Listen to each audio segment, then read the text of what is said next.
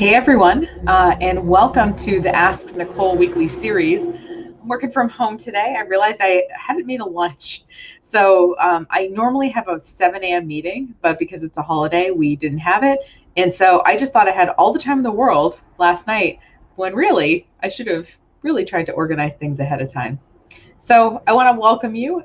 So I'm kind of changing gears. I know the marketing debag thing was really fun, and I have other unethical marketing practices. But I guess I want to sort of talk a little bit about a few topics that don't really fit in that line of work. So I want to talk about today big websites.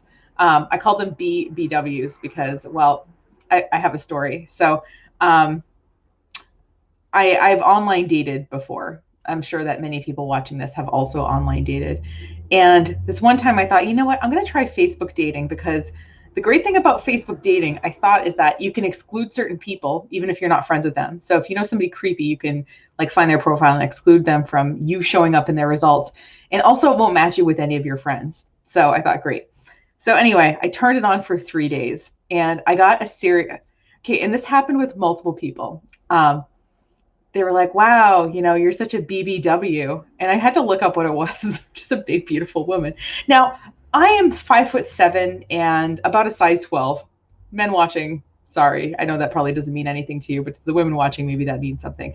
So I wouldn't say that I'm a thin person, but I also wouldn't say that I'm a BBW. So it just cracked me up and it made me turn off Facebook dating because I thought, oh my God, like this is just not my place. So but what I thought of is that it could also stand for big, beautiful websites. So, also the title I thought would be fun for this video. Now, before we start, I just want to do a little PSA. This time of year, your friends who run businesses are under special pressure. Normally, they're under pressure to make money during the holidays because a lot of businesses make a bulk of their money during the holiday season. But in this weird year where everybody kind of lost money, your friends are feeling especially pressured. So I'm here to remind you that real friends pay full price. Okay, don't ask your friends for a discount. Don't ask your friends for a deal. If you're a friend and you walk into someone's business or call someone up, you got to be willing to pay full price. So that's what a real friend would do. Now, that's what I would do with my friends. And now, obviously, if they're running a sale that's to the general public and I buy something from it, good for me. But I'm never going to ask someone for a deal. So do not ask your friends for deals because, say it with me, real friends pay full price. Okay, now I'll get into it. So today I'm going to talk a little bit about sort of website size. Now, first of all, you might ask yourself, well, Nicole, what do you care how big my website is? It's my website.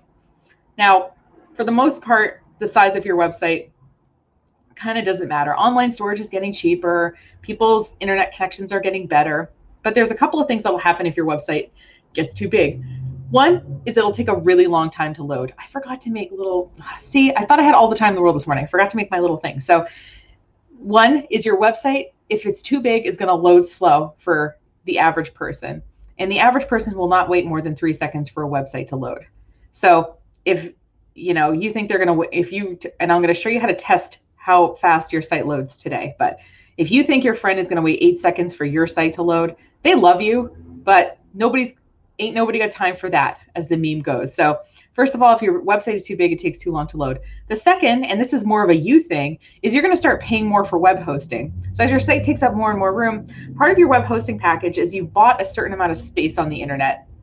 So like, for example, I think for 10 gigs, I pay, my friend's my host. I think I pay 120 or 150 bucks a year, something like that, which is super reasonable. Now, what happens is if I start making my files get too big, they would need to charge me more money because I'm taking up more space. Like I've sort of rented, if I said I was going to rent a studio apartment and then I start storing crap in the hallway and in the stairway, well, suddenly I need more room. So obviously I need to move to a bigger apartment. I got to be charged more money. So this is self-serving in that it will help you get and keep your customers because they won't click away from your website. And also it'll save you money in the long run.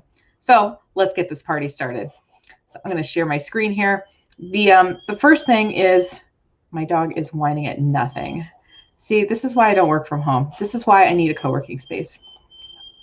So there we go. Excuse the highlighter yellow. I did not pick this color.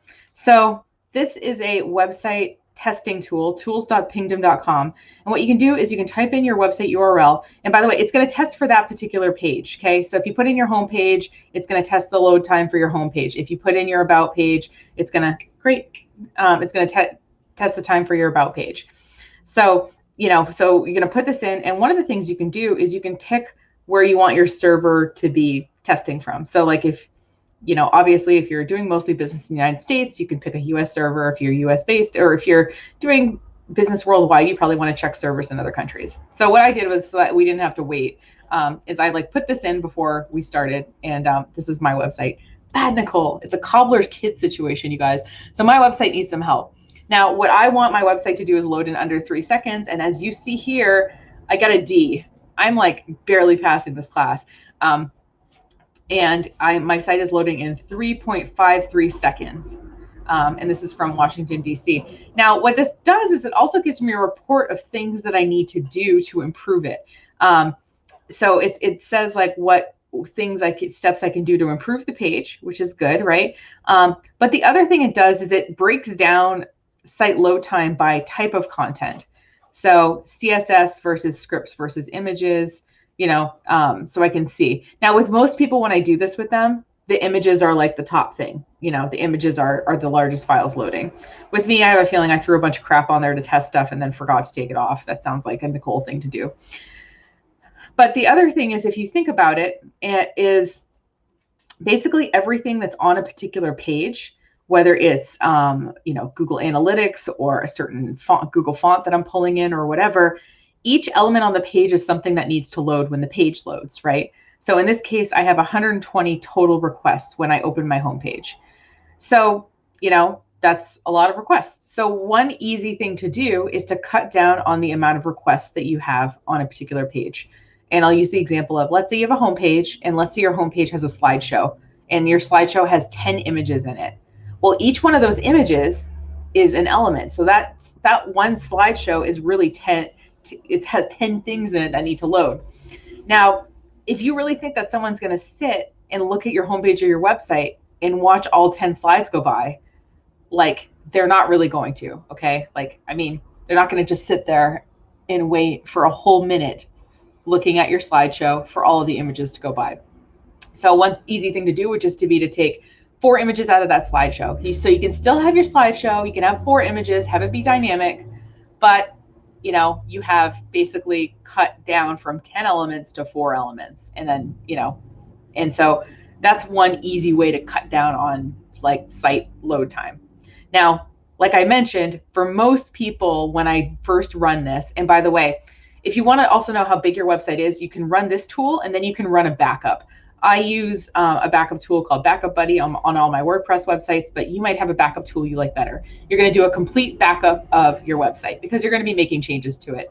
Anytime, by the way, you guys are going to be doing major edits to your website, it's good to back it up because, if you do something and accidentally tank it, then you've got that backup. And then someone like me, or if you want to learn how to redo the backup, that's fine. But you have a little insurance policy there. That because you backed it up, nothing bad is probably going to happen. It's when you don't do it that it's going to happen, because it happens to all of us. So myself included. Your web host probably does daily or nightly backups. So worst case scenario is you could contact your web host and probably get a copy of your website from yesterday. But if your web host and other people are not clairvoyant, they don't know that you're going to be spending 3 hours updating your website today. So it's important to take regular backups. So you run this test and take a backup. Okay. And so you will have, and then you're going to screen, then this is what I would do if I was working for you. I would screenshot this and I would screenshot your backup size. Okay. And that's our starting point. And then what we're going to do is, okay, I might cut down on the amount of elements that are loading on a particular page, especially if it's excessive. We've all been on those pages where you're scrolling forever and ever and you're just like, oh my God, this goes on forever and ever. But another thing you can do besides getting rid of elements is you can compress your images. So if you use a WordPress site, this is it's a free tool, Smush. They have Smush Pro, which lets you double compress, but you have to kind of have a subscription to use it. If I maintain your WordPress website, you have Smush Pro on your website. By the way, we do WordPress backups, software updates, like I'll run this for you for 25 bucks a month. So contact me if that's of interest. But this is the free one. You can download for the free version, works pretty well, and it will compress your files. It'll compress like 50 at a time, and then you'll have to restart it. But like whatever, it's free. Like it's nice that it's an option. Now, if you don't have a WordPress website, or you're just like I want to kind of do this in a different way. There's also online. You can do this in Photoshop. You can bulk resize. You can bulk compress images. But I found this tool, bulkresizePhotos.com. I had to click on English to get to here. But I can basically resize 150 images at a time per minute, or like in 1 minute or something. I guess obviously it might take longer than a minute for me to get them all in there, but point being is that there's ways to kind of do this in bulk. So you don't have to do that. You don't have to open each individual image, resize it, save it, and re-upload it. That sounds painful. I don't want that for you. So take a look at your images. And with one client that I had, God, this was, I don't know, 6 or 7 years ago. His website his homepage was taking 8 seconds to load. And so we ran this, and we found that there was one image in his slideshow. And what happened is it was displaying at the correct size, but the file size was giant. So we just resized that one file, uploaded it, and then he was under 3 seconds, no problem. So you could have some like giant issue that's making it look like, a lot when you just fix it and then things are fine. So just kind of don't be intimidated by this process. You could find something relatively simple as a fix. For example, like I know one of my things that I need to fix is, so I saw that in one of the things it told me to do, oops, sorry, I clicked on the wrong thing, is it says, enable gzip, compress components with gzip, which I thought I had already turned on, but apparently I turned it on for my other website, but not this website. So you can actually enable gzip compression at the hosting level. So if you log into, I use, my web host has cPanel or control panel. So you can go into cPanel and turn on gzip compression. That's something you can do at the hosting level. You can also, there's gzip compression, probably plugins for WordPress and maybe other sort of website builder tools have some, so if you had a Wix site, you could look up, turn on gzip compression Wix. I'm sure that there's some way to do that. So, so that's like something to do. And then another thing that it suggests people do is Minify. I always want to say Mimify or Mumify. I don't know. I just can't say that word, but basically optimizing the code that's on your website. So in this case, I just found an online tool called minifier.org. You can put in some JavaScript or some CSS, and you can minify it like right in here, and you can put the minified code on your site. Or you can obviously talk with your web developer about these things, because like I said, if you look at your test speed results, it tells you what needs to be done, and even sometimes points you to like a resource of how to do it. And let's face it, if you know what the problem is and you know what it's called, it's a lot easier to look up the solution to fix it, right? So it'll also tell you what's going okay, I met with someone and he's like, wow, you're just telling me everything that's wrong. And I'm like, oh, I didn't think you wanted, because I figure people want to meet with me because like, obviously they're doing fine. Like, they have a website or they're making sales or they have a business, and I try to compliment, and maybe I need to be better about that, but I figure people don't want to pay me hourly to tell them how great everything is. That they want me to say the problem. So that's I guess I go right to there. And I do that in my personal life too. I just assume that like people know that, I think things are going well or whatever, but maybe I just need to say it. Anyway, so what's good about this particular tool is, unlike me, it tells you what's going well too. Although maybe, I don't know, I could be completely wrong about this about myself, but I like to think that I'm vaguely complimentary. But point being is that you want your website to load fast. It's good for your customers and it's good for you. And in particular, if this holiday season you're starting to drive traffic to your website, you want to make sure that it loads fast for the people who come to it. And so those are some, I guess, resources. I'll put them in the show notes, as the kids call them, so that you can check them out. And yeah, and what you'll need to do is, obviously it'll vary depending on your individual website, kind of what you need to do. So even spending 1 to 2 hours. And so, like I said, you took that little screenshot, right, of this screen, right, your performance, and also you have your backup. So do all this stuff, and then you're gonna do this and run a backup, and then you can compare the two and see, okay, did I really speed up my website? And you'll be able to objectively tell if you did or not.